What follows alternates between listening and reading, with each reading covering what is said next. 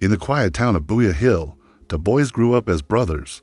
But sometimes, the heart can turn dark, not because of hate, but because of envy. Tamba and Kofi were inseparable. They shared food, shared dreams, and even shared the same old pair of slippers when times were hard. As they grew older, Kofi became a hard-working young man. He opened a small motorbike repair shop, and slowly, with honesty and skill, customers started trusting him. His little shop began to thrive. But as Kofi's star rose, Tamba's life was falling apart. Tamba tried. He truly did.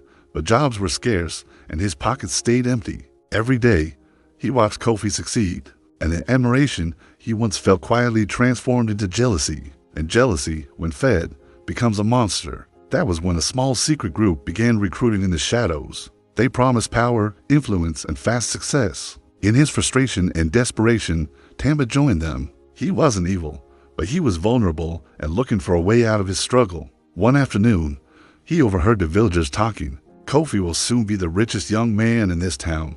One said, "That boy is blessed." The other replied, "Those words pierced him like a blade." At the same time, his new group whispered dangerous ideas in his ear.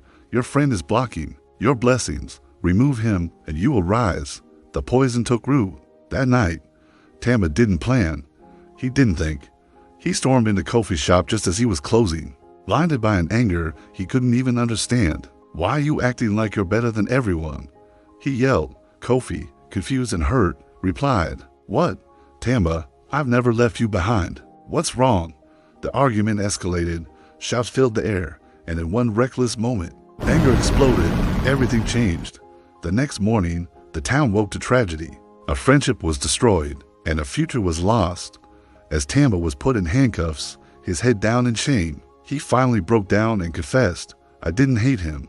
I hated myself." Sometimes, the real enemy is not the person you envy, but the voice in your head telling you that you're not enough. Jealousy doesn't build, it only burns, and in the end, it destroys the one who carries it.